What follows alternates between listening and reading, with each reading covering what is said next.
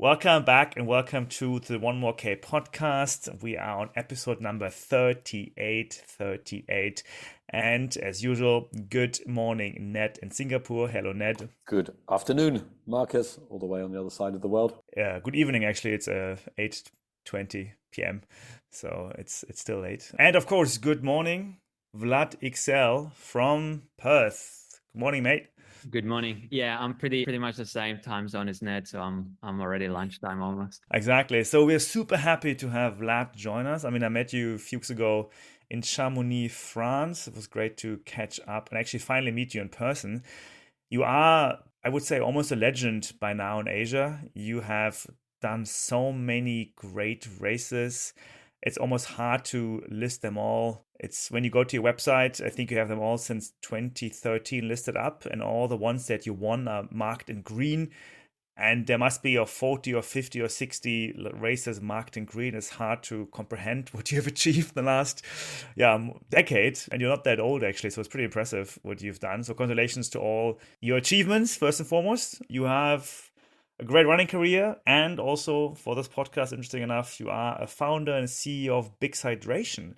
So you are this prime example of business and trail running, exactly what the show is all about. So welcome to the One More K podcast, Vlad. Thank you. Thanks for having me. The first race you did, and I have to ask this question because it's really striking that you, in my opinion, are more like a fast runner. But the first race you've done in 2013, at least on the website, is the Atacama crossing of 250-kilometer stage race, and you came second. Was this your first race? Did you actually choose it as your first race? That was my first trail race. So I did 2 marathons before that, but that was the first trail race. And yeah, that was definitely an experience coming into that race and not knowing anything about trail running or running pretty much, but getting ready for this massive adventure and then doing it. And then, yeah, pretty much getting hooked to trail running, ultra running. And then for many years, I did a lot of ultra marathons. And now, I guess since BIX has come to life, I kind of started dropping a little bit on the distance because of time constraints. And now kind of juggling a bit of work and a bit of running, and mainly short stuff, but probably as I get older, I'll start getting back to the longer stuff very soon. How was that was the Racing the Planet Atacama, is that correct? Yeah, that's right. Yeah. How was that experience? Because I think, as you know, Keith Noyes from Hong Kong was one of the guys who was the OG there, and it was one of the earliest that kind of 5-day or 6-day stage racing. And I've had some friends who've done Atacama, and they talk about the salt plains where your feet break through. And how was that adventure? Yeah, it was challenging. I mean, it can get to like 40 degrees during the day, and then at night it's freezing cold. It can, be 2 or 3 degrees at night. So there's definitely that you got to fight. And yeah, a lot of sand. Like you said, there's salt fields kind of a day, which is tough as well. But I think generally, like, everything just became like a mix of just a tough week, especially, kind of being my first big race and then carrying all your food. And, I went there like without a toothbrush, kind of as light as possible. So it was definitely like a dirty kind of a running sweaty experience where, obviously now it's been 10 years. So a lot of it is more like a mixed feeling of something being super hard. I think what stuck with me more is the training for the race and the race itself. Obviously I have good memories of the event and how hard it was, but probably the most memories I have training back in Perth, getting a backpack, not a running backpack, a normal backpack, putting 5-6 bottles of water in it and doing like 40K runs around like a cricket field in Perth at middle of the day in summer. So I guess that's kind of more memorable. I think, doing a few 200K weeks in the lead up to the race was more memorable than the race itself.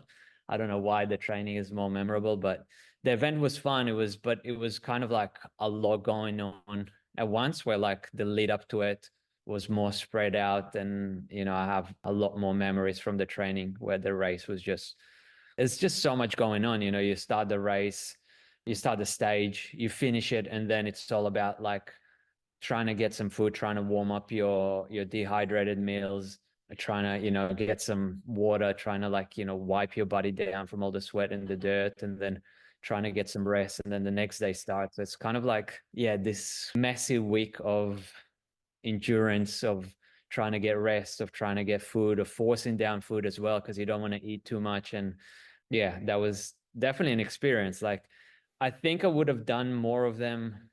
I think I'll do maybe some of them in the future, but also I was probably one of the younger people there. I came in for more competition where most of the people were there for the adventure and the fun of it. And also it was a big investment, like I was 25. So that was probably, the whole trip would have cost me maybe like 7 or 8 thousand US dollars. So it was a big investment. And, I guess if it was cheaper, I would have been back for the next event, but I would definitely like to do some in the future. Probably when, I'm there for more fun rather than like competition. Which race in the past, like which was the race that you think was like your breakthrough race in terms of becoming an elite and professional athlete? Probably Thailand, TNF Thailand. So North Face was there because they were sponsoring it, and they came up to me at the end of the race and offered me a sponsorship pretty much. So I guess that was a big turning point, because at that point I was living in Hong Kong already, but I just got to Hong Kong and I wasn't sure how long I will stay in Hong Kong. I ended up staying 4.5 years.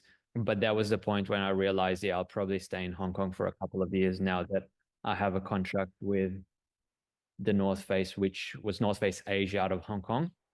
That first contract was just basic like clothes and shoes and some travel money.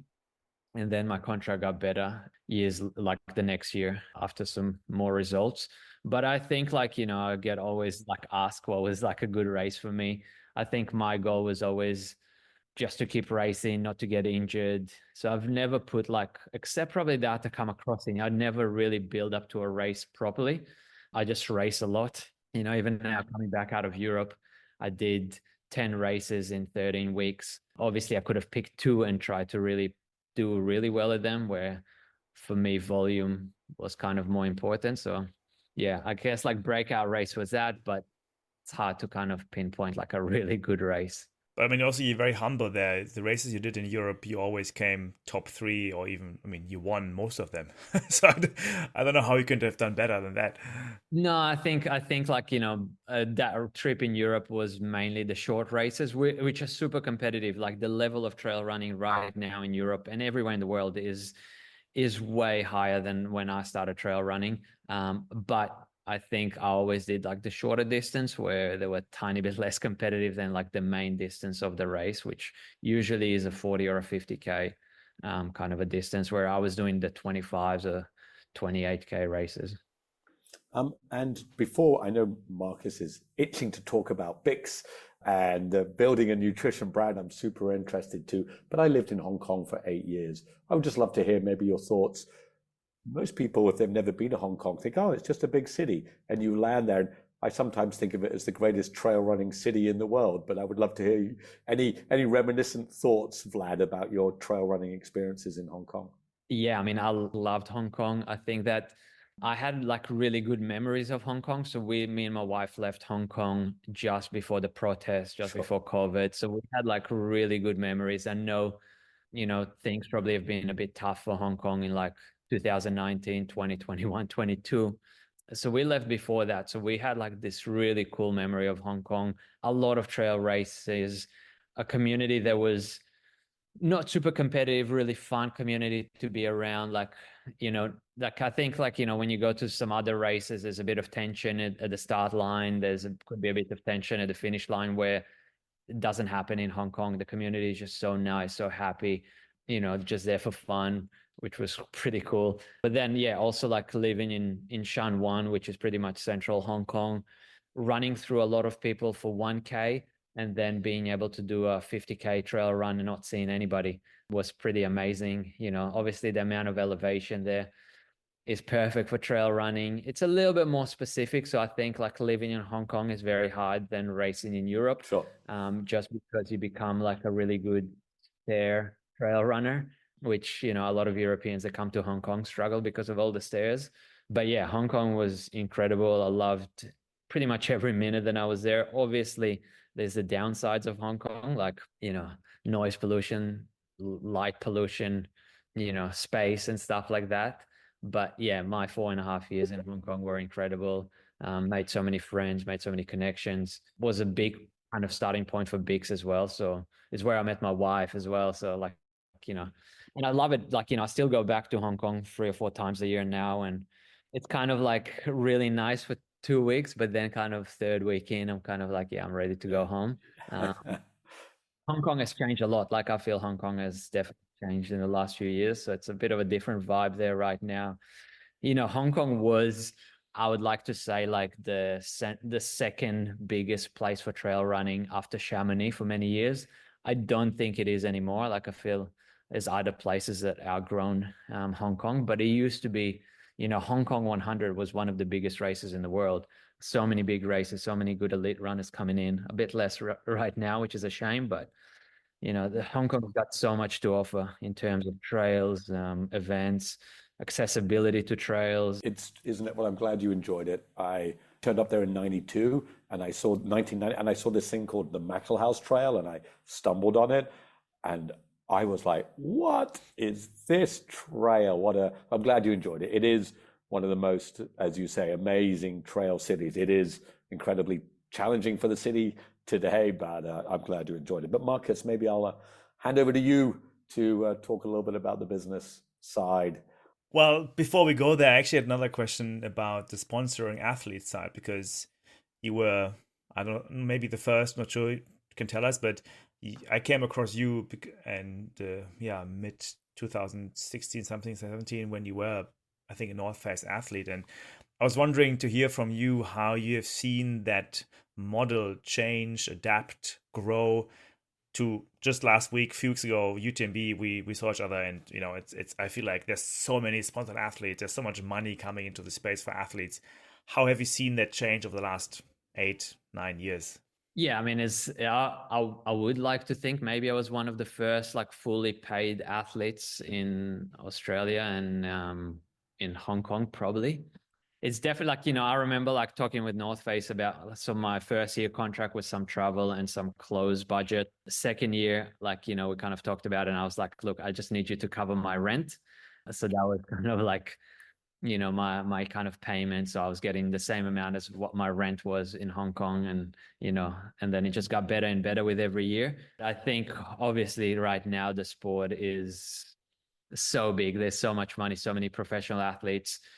I think like, when I was a professional, when I was getting paid with North Face, it was kind of still, I still had to work. So I was still coaching at the time quite a lot, but it gave me definitely, the ability to do a 50K trail run on Tuesday midday. You know what I mean? Like I could do some work in the morning and then do a long run.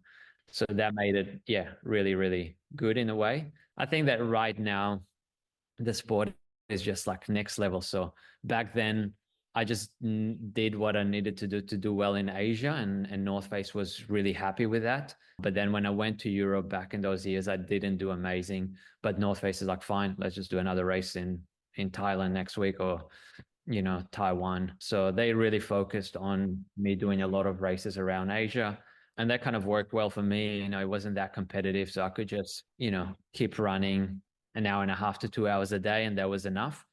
Probably now looking back at it, I should have been doing more, or being a bit more professional. I don't think that I was fully professional with my training. I was very professional in my strength work, recovery, diet, but I think my training probably could have been a little bit more optimized. But again, like, it was enough to win the North Face races that they really wanted me to win, and the Hong Kong races that they wanted me to win. But I think if I was at that point today, I would do things a little bit differently. I will do what a lot of professional runners do today, trail runners, and that is, get a really, really good coach and, follow a really good program and only focus on a couple of big races a year rather than try and do as many races as you can. Like there were some weekends in Hong Kong that I would do 3 races, a lot of weekends where I would do 2 races, and North Face liked that because they could see, oh, okay, one here, one here, we can see the value of having him on board. But truly kind of probably slowed my development as an athlete a little bit. And not till I came back to Perth in 2019, where I started training a bit smarter, still racing a lot, but training a lot smarter. And that's where my level has increased. Yeah, but and sorry to interrupt, and maybe I don't want to go down this road. I'm sometimes seen as a UTMB basher, so I will, and as Marcus knows on the last show, I was rather grumpy, but I will try not to be. But you said that the sport has leveled up, and I agree, Vlad, it has. But first place at UTMB was €20,000. I mean, that's just not a living. So yeah, that's the first time as well. So I mean, I think they're kind of realizing that they need to do something, and I think the prize money will go higher. But then again, I think that's the sponsorships is where trail runners are making their money. So I think it kind of, evens it out a little bit. I think also like prize money in races will probably bring more cheats out as well. You know what I mean? So I think, yeah. I mean, I've won a lot of races, but there was a time in Hong Kong where Action Asia were giving out 5,000 Hong Kong dollars for a lot of their races for the win. It's not there anymore. There's not many races in Hong Kong with prize money anymore. Used to be a lot more. But yeah, no, I think you're right. Like, seeing how big UTMB is right now, and I guess how little athletes still get out of it is probably not fair. But, any trail race in the world, if you go there, the photographer, the race, well, not every, but a lot of races, the race organizer, photographers, food trucks, brands that are associated will be making a lot more than the guy that wins or the girl that wins the race, which I think will slowly change as the sport gets bigger. Athletes are seeing that, those companies are not small companies and they're making a lot of money, and, they also want a little bit from it. And it will take some time, but it's a lot better than what it was 10 years ago, right? Many founders, entrepreneurs have a story that goes like, that company fired me, so I set up as something else myself. That's the typical kind of, not typical, but it happens very often. So in your case, was you like, bye bye North Face, have to go, want to go? What was your initial motivation, if you can point to one? I'm sure there's many other motivations, but if you can find that number one thing. No, I think it was the Hong Kong summer. So like, trying to run, 2 hours a day in summer usually would be like 2 runs a day, just not being able to recover quick enough. Like obviously Singapore, Hong Kong, Vietnam, you sweat so much. If you try and get some volume in your training outdoors, there's no way that you can replace it all and have the same energy day after day after day. So usually it's like waves of energy that go out throughout the week. You might get some more rest on the weekend, but you're still doing a longer run. So that was the kind of starting point for BIX. North Face actually dropped me in 2021 because of COVID. And that's because they moved their offices from Hong Kong to Shanghai, which kind of made sense for them because there's 800 North Face stores in China, while there's 5 or 6 Hong Kong stores in Hong Kong. So once they did that move, they kind of just told me that they were going to focus a bit more on the Chinese market. So BIX was already operating by then, so they didn't have anything to do with it. But yeah, it was more of the Hong Kong summer that got us in the developing process, and the developing process was about 2.5 years. So from kind of idea of what we wanted to do and what I wanted to do to having the first product was 2.5 years. So by that time I was still with North Face. Yeah, but I think like right now thinking about it, like I think some brands would probably not want to have me as an athlete because I have my own brand. I think that kind of companies would want, more control rather than going like he's always going to try and push his own brand by himself. So we're going to lose some marketing value by having him. Because a lot of people like right now asking me, especially in the last 2 or 3 years, like, how come you're not sponsored anymore? How come you're not?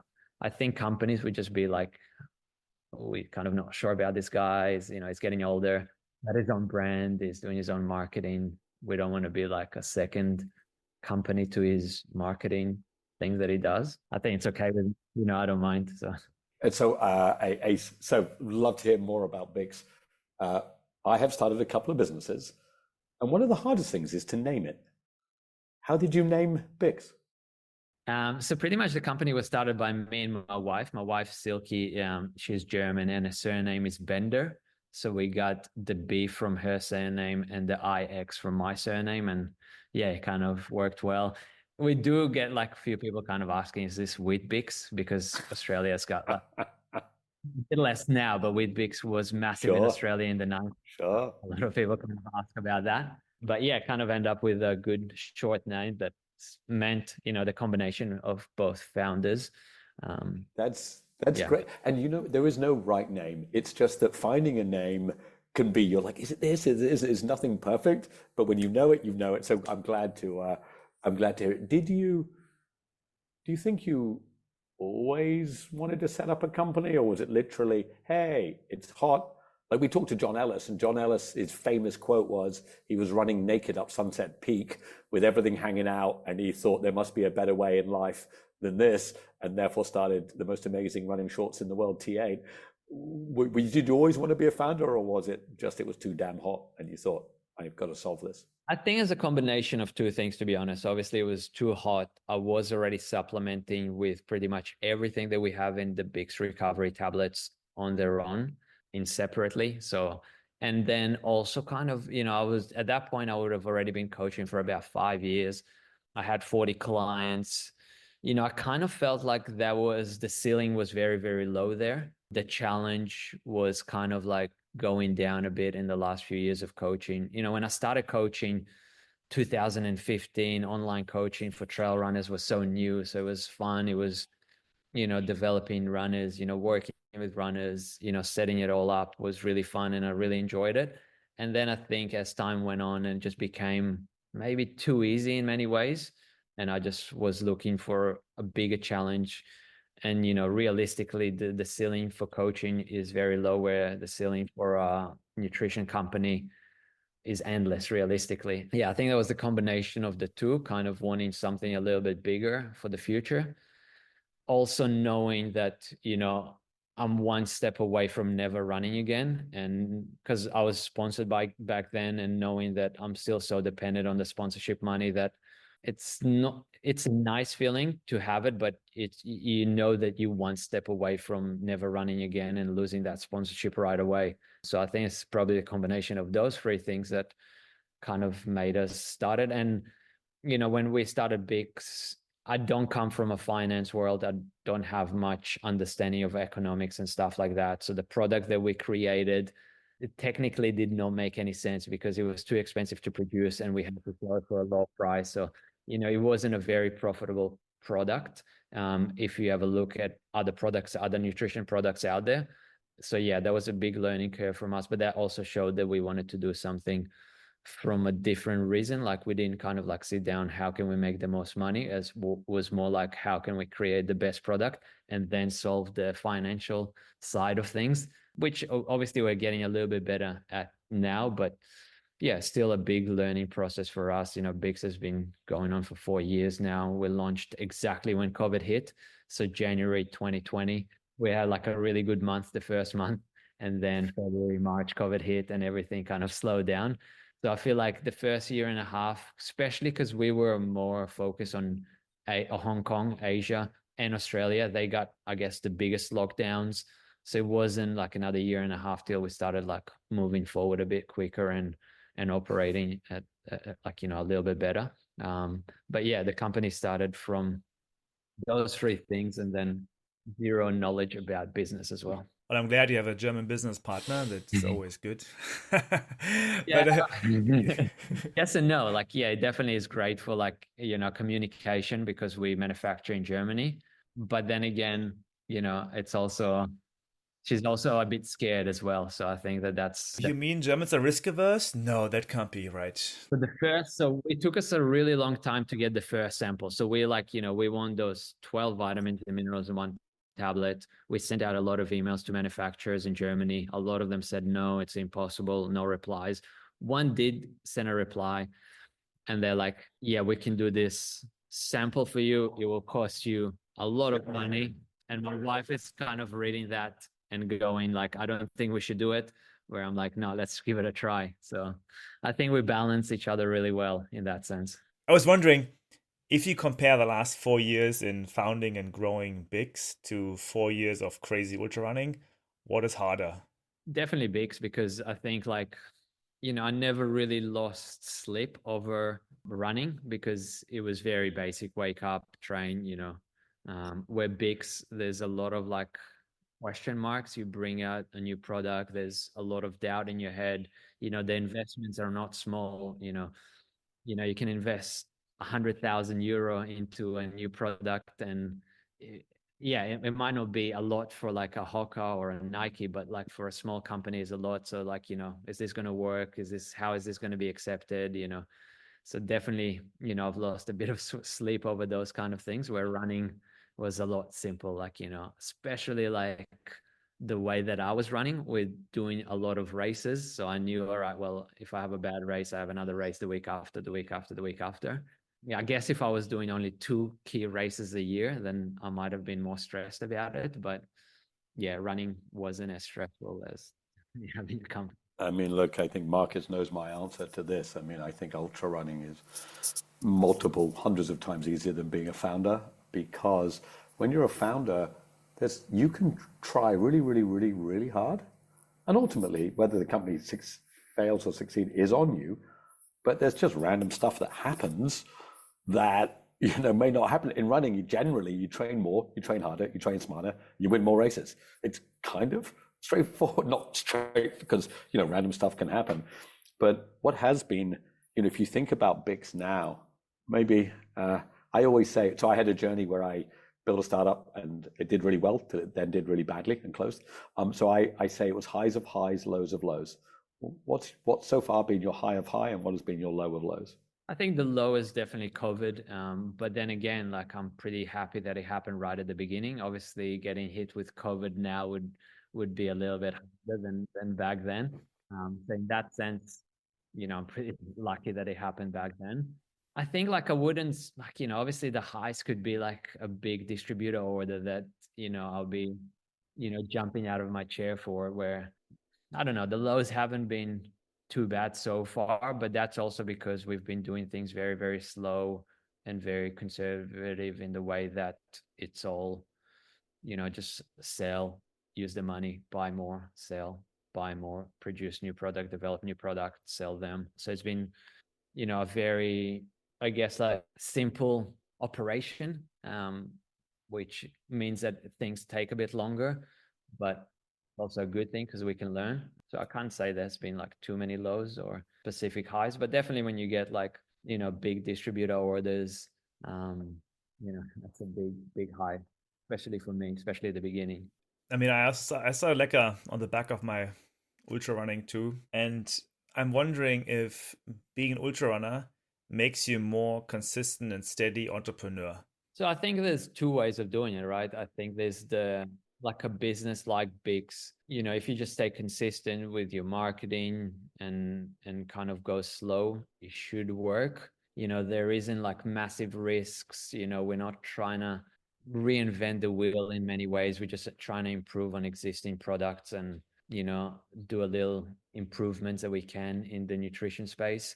So I think like, if you play your cards right, it should kind of, I think it's like, it feels like a long time, but also like a short time at the same time, because we've been growing so slowly and just bringing out like one product, every year approximately. So the growth has just been slowly and just getting there to the point that, I feel things are just moving in the right direction, like slow, where like, running is pretty simple. You just got to train, you just got to do it, and you're not going to improve. Well, it could be similar with a business like that as well. We just got to do things, simple things, just keep doing them, keep doing them. And, there'll be a payoff. Like the payoff might not be as good as what you want it to be, but I think as long as you're moving forward, the company is moving in the right direction. I'm not putting much pressure on myself for like hitting different targets or hitting different numbers. I spend a lot more time and effort on building a brand rather than making a profit. And realistically, till now, me and my wife take a salary of pretty much the minimum salary like in Australia. So very small amounts go back to me, and most of it goes back into the business in form of branding, marketing, and development. But yeah, it's I feel like, it's been 4 years, but it's just feels like it's just happened yesterday. So I think it's still such a long road ahead of us. And I guess the hardest thing is not focusing on other brands too much, kind of like just focusing on your own path. And, also I would sleep better at night knowing that, we're moving slowly forward and we're not doing things like, obviously if you take a big chance, the reward can be massive, but I'm just happy with the way things are kind of like slowly rolling forward. I guess just like my fitness, just keep putting in the work and you should be rewarded for it. You mean you don't want to raise 5 million euros or dollars and sponsor a big trail race? No? Not at this point. I think that maybe there'll be a time, but I think that I'm pretty far away from it. And I think also as a founder, as somebody that runs the company, I'm probably not ready for it as well. Like, there's things that, I'm okay with taking chances, but those chances are fairly controlled where like, you could take that big chance and raise a lot of money and then you fail and suddenly your company's is facing the wrong way instead of slowly growing, slowly going down. So I don't think I'm ready for those risks. Yeah, I mean, that sounds very reasonable, and I completely resonate with this. I mean, I would argue I'm taking a very similar journey with Leca and also other things I'm doing. The podcast is also very similar. We take it step by step. We're growing it organically, and that's fun. How do you manage to scale from Perth to the world? Like, you're also not sitting in America, not sitting in France, in Chamonix. Like, how do you do it to grow into this global brand? I think like obviously lucky for me is my social media reach and then me racing, around the world as a runner. So I still see there's a lot of value of my racing. I really hope that BIX will outgrow my running, and it's probably starting to outgrow my running. Now when I would do a race in Germany and see somebody with a BIX cap and kind of smile at them, but they won't smile back at me. So I'm kind of like, okay, I think we're on the right path where, people are happy to represent the brand, but they don't know me personally. So I guess that's been kind of like a good starting point that, when we launched BIX, I was able to get it straight away into 10 shops in Hong Kong, straight away into shops in Singapore and Australia. So that was just from my running, just from connecting, being connected to a lot of people in the industry. And now I think that, our reach comes from doing a lot of expos. So I think the last 3 years, we might have done like 25 to 30 race expos where me and my wife are at in Europe. So that allows us to connect with new people, but then again, connect with new distributors, connect with new shops and stuff like that. And then obviously like ambassadors, it's a little bit easier for me to contact ambassadors because they might have heard of me. I might have seen them in a race.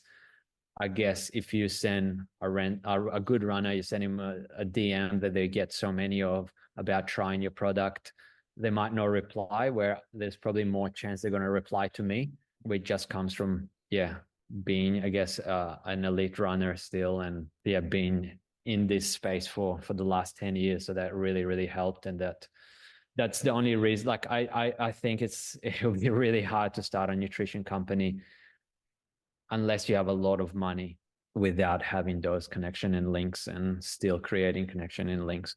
What do you think about influencer marketing? How are you doing that, or how? I mean, in essence, you're using your own influence, so that's part of it. But are you working with other influencers?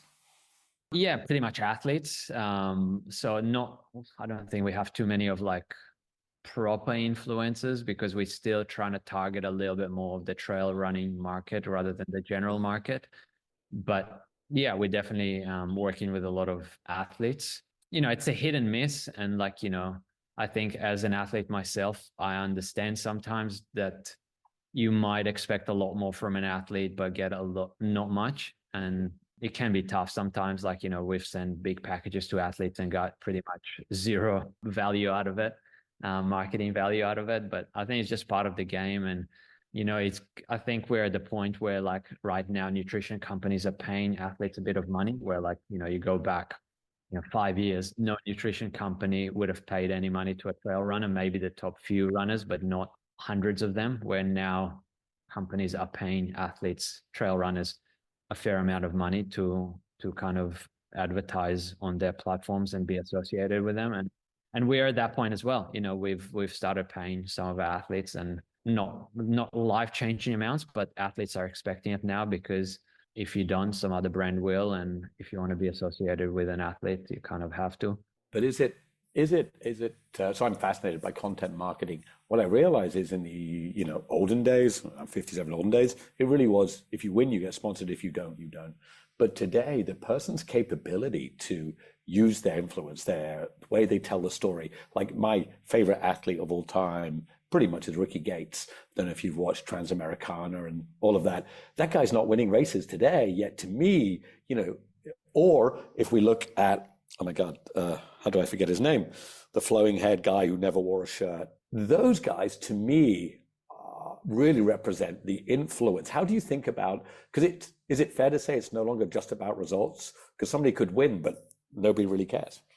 So I think like there was a stage where that storytelling athletes was really important for brands, where now there's so many influencers that it might be coming back a little bit to results. I think 10 years ago, it was a lot about story, because like Ricky Gates and Kaprichka were doing really well back then, while they were still telling the stories, while they were still going on amazing trail runs for their own exploration and stuff like that, which was documented as well.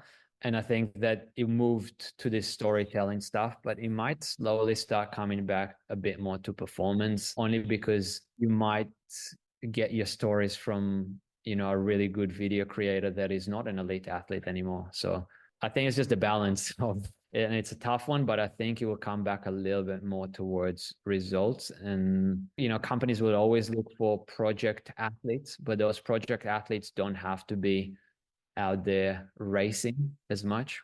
So yeah, I think it will change. I don't know, but I think it will change a little bit in the space that some companies are going to be pushing towards performance and a bit more. And I think for us is just trying to find the balance between the two a little bit. So performance is definitely important, but then again, branding and getting your name out there through influencers and storytellers is really important as well. Do you have a goal for BIX? Like, is it like I don't know, like as a runner, you have a time goal or distance goal?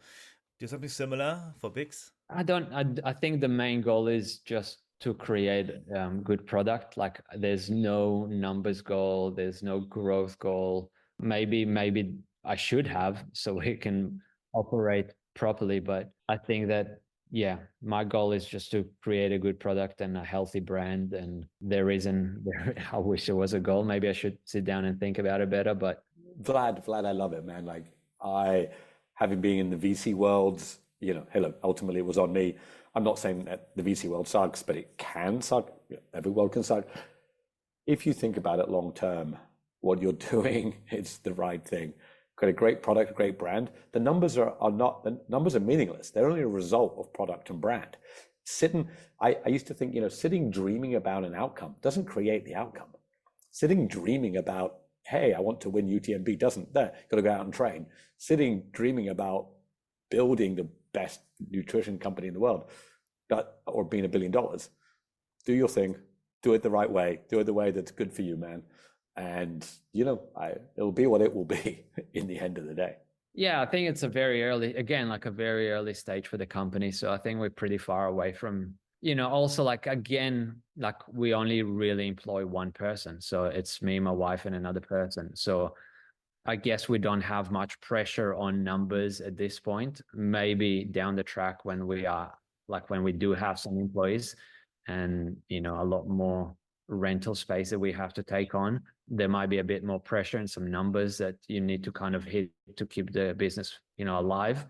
But yeah, at this point, still pretty flexible, still a lot of learning for me to do. And I think the market is changing so quickly that we're in a good position where we don't have that pressure yet. And when we get there, we'll have to face it. But at this point, still pretty lucky to be pretty flexible with things. Yeah, I mean, it looks like that interest rates are getting lowered again, and that means there's more capital available. Fingers crossed, touch wood, this will look good. I mean, I think I don't know about you, but trade financing and it's a tough one. And if you have big orders coming in, I mean, I'm not worried about smaller. I'm worried about a Whole Foods or someone saying I want to buy 2 containers. I'm like, how do I do this? I don't know right now, right?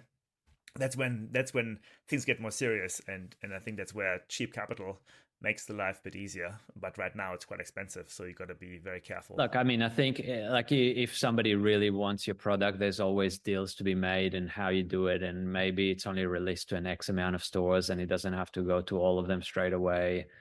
So I think there's always ways around it. I so far away from financial world, like, my time is spent training and running and learning about like strength work and, like recovery and all that. So, my spare time, I watch things more about training and racing rather about finances. And, while I'm still an athlete, I feel like it's more important. There might be a stage where, my interests change a little bit, but yeah, I wouldn't, I think I haven't had that problem. So I'm not thinking about that problem. We do sell to Watsons in Hong Kong and they sell in 90 shops. Yeah. And obviously there was a bit of kind of adjustments that we had to make, but we made them once there was a demand. We didn't kind of think too much ahead when, we kind of changed. Once the demand came, we didn't plan anything for the future. That's the spirit. I love it. That's exactly, I think, what people have to hear. People get too lost sometimes in financial ideas and structures and SPVs and all these other terms out there. And I think that they actually distract from what's important, which you said earlier is making great products, being with the community. As Yves Chouinard said, you know what he said? Let my people go surfing. If you read that, is the business book. You read that book, now, he came from a different era, but he just figured out that the climbing world needed slightly better gear, and he did it with passion and reality, and it's a beautiful business book. And you have the same feeling there, Vlad, just listening to you. I know we've only just talked, but when you read his book, it's like, I'm just going to make good products, and it will be his. I know the subtitle of that book is "Let My People Go Surfing: The Story of a Reluctant Businessman," and turned into a pretty spectacular business, Patagonia. Yeah, I mean, I think, as long as I'm happy using my own product, I think, that's the most important thing. Then, seeing, my friends or elite athletes making orders from our website without even telling me is kind of a good sign as well. And overall, just seeing a steady growth, that means that people like the product, like the brand, and that's more important to me than a lot of other things. There might be a point where I'll have to learn more in different areas that I'm not that good at, but at this point, I think it kind of works well for us, and I'm pretty happy with where things are. And I'm also, I'm happy with still being able to train twice a day as well. Like, it's definitely a question that I have been asking myself: is it worth it training twice a day, where you can be putting that time into the company? But at this point, yeah, I'm still enjoying it and still see value out of it. So yeah, we'll see what the future holds. Please keep making your videos. I mean, I think it's amazing what you put on social media and YouTube. You have a very, very active channel on YouTube and social media. I think actually in COVID, yeah, I remember in COVID, I was practicing some strength training based on your videos, because you were very active in I think in some gyms in Perth or somewhere.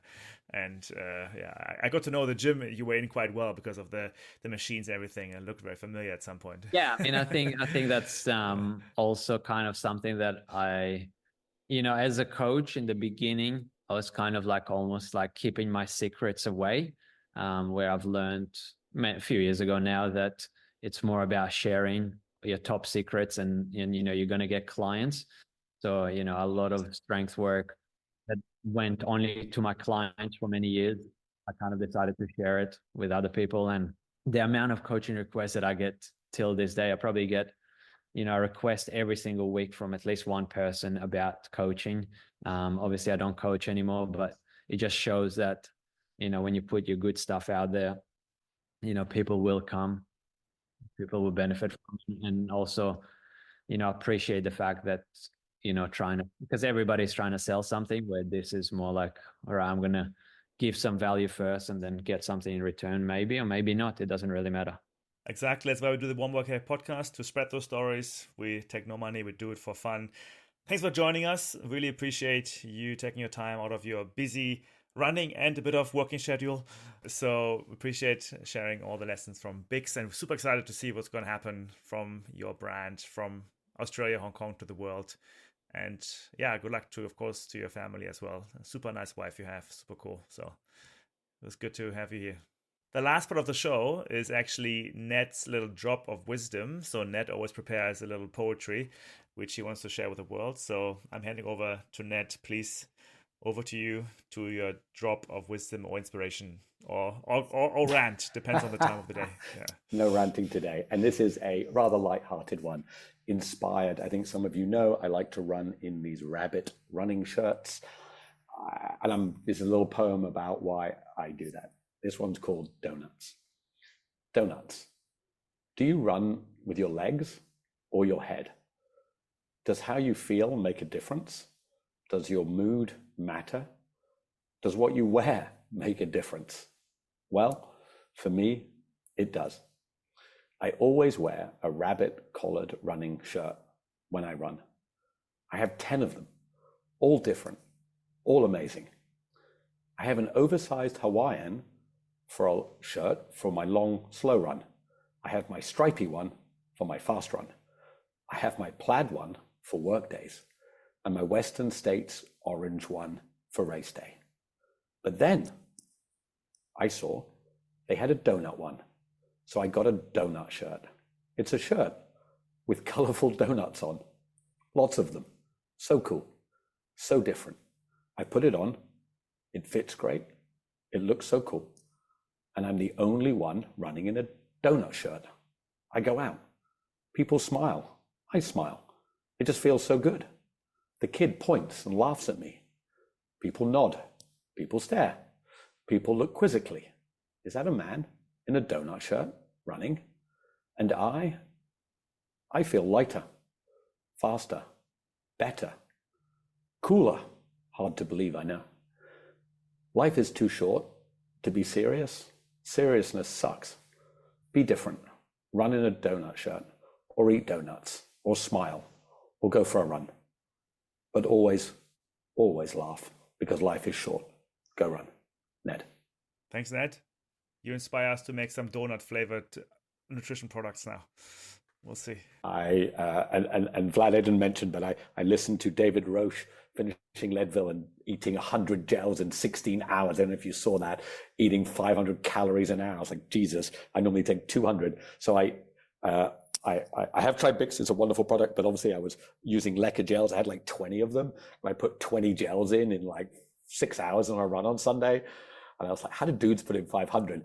And I literally just found this donut shirt. I'm like, how appropriate. I'm running in a donut high calorie shirt while smashing calories.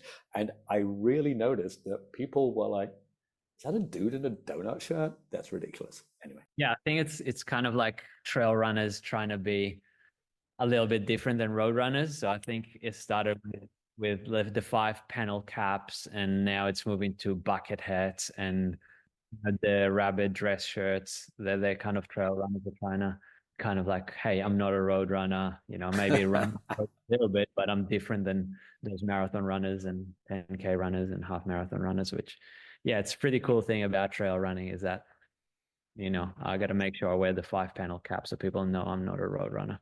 I think it is, I come from, but I used to surf a lot, skate a lot, skateboard and stuff. And I'm like, yo, like I've done road, not that fast, but I did it. And you're right, wearing a vest. And I'm like, dude, I'm never wearing a vest again. What are you talking about? Like, I'm not wearing a vest. I'm wearing a collared shirt. I haven't got a bucket hat yet, but maybe.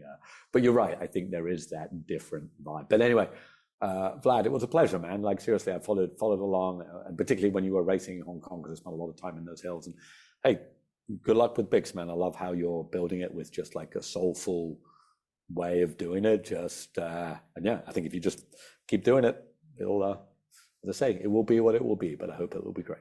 Thank you. I appreciate that. Thanks, guys. And have a good day ahead on the other side of the All righty. world. Thanks, everybody. Thanks for listening.